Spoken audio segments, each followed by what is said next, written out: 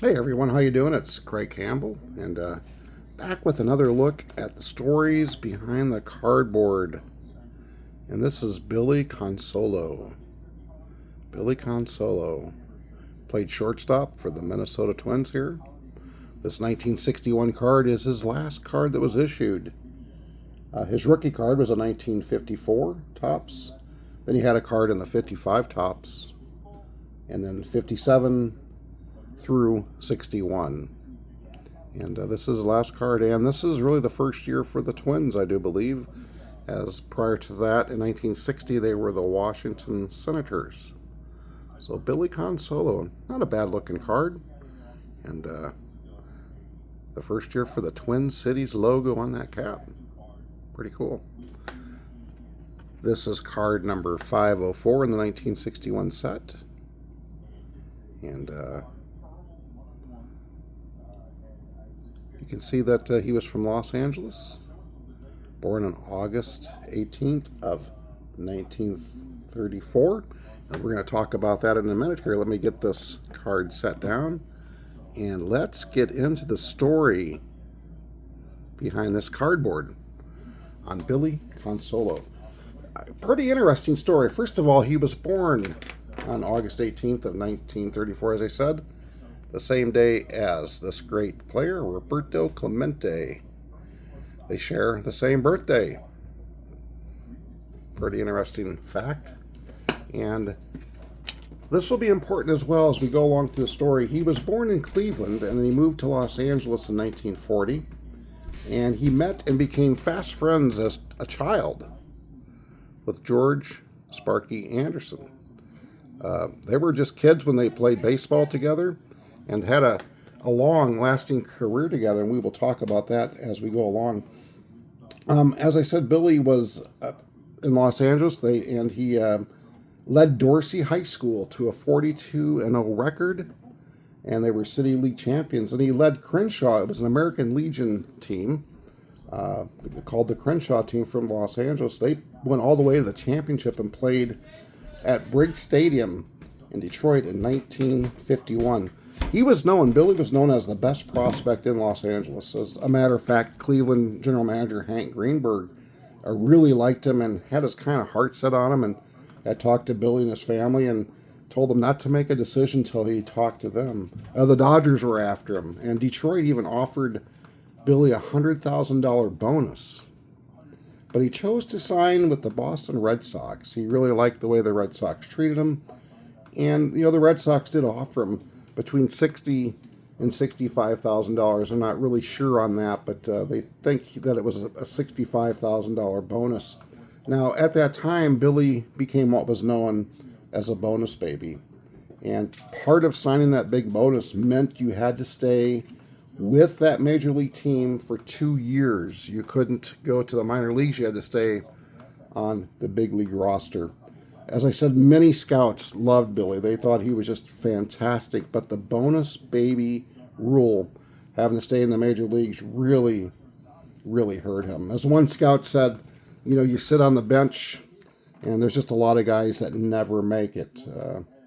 He was always the last one to get any swings and batting practice on the major league team. And often, he said he might get maybe 6 pitches thrown. He never really had any good batting practice, and he just kind of languished on the bench.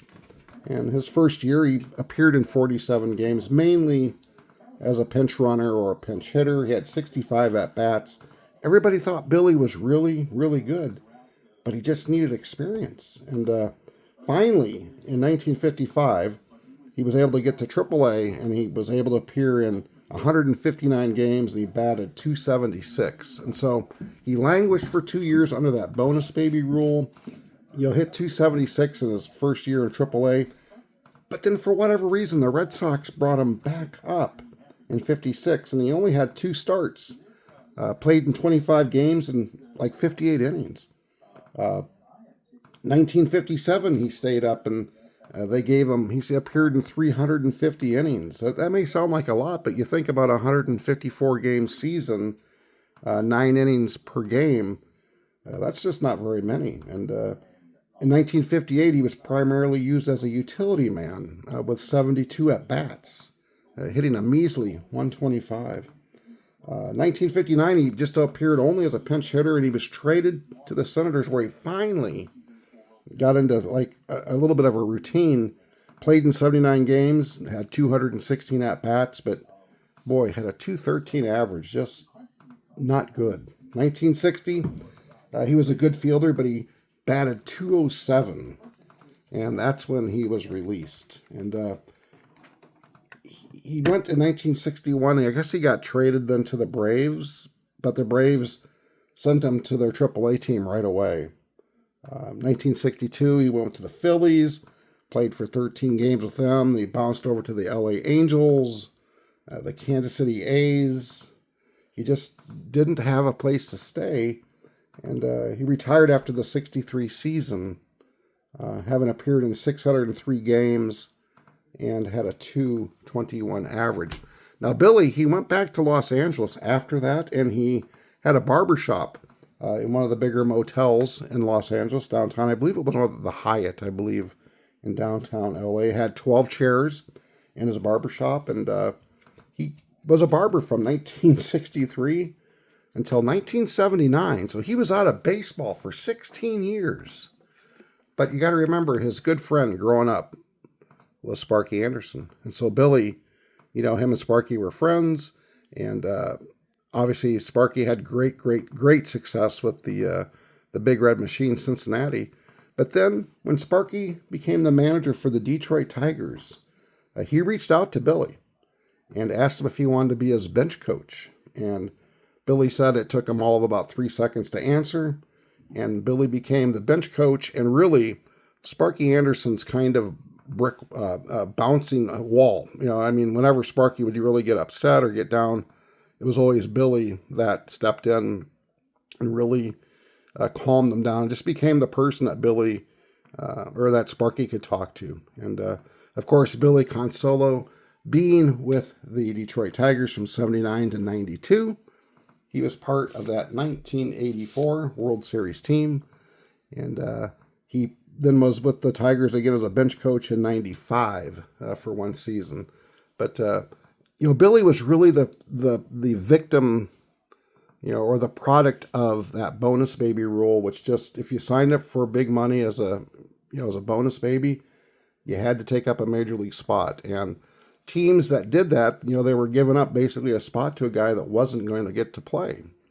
And so Billy, for 2 years, languished on that Red Sox bench, had that one good year in AAA, and then just for the rest of his career, he just really struggled to make a go of it. He did hang around, obviously, 603 games, almost 1,200 at-bats, 260 hits, but really he made his mark, I think, in baseball more as the bench coach, as a friend, as someone that Sparky could turn to, and as a 1984 World Series champion. And that's the story behind the cardboard. I had no idea about the story of Billy Consolo. And now that I do, I'm just a little bit more appreciative of him and his career, and really the struggles that guys went through as bonus babies. Just did not get an opportunity to play every day, coming right out of high school, and his career and his potential really just suffered from that point on. So that's the story behind the cardboard, guys. I hope you like this. I really enjoyed digging into these players and getting to know a little bit more about their careers and what happened with them. And if you like the same, please leave me a comment, like and subscribe to the channel. I sure would appreciate it. Again, guys, enjoy this hobby. There's so much going on in it, so much good stuff. There's a lot of noise out there, but this hobby's fun, and I hope you enjoy it. Take care.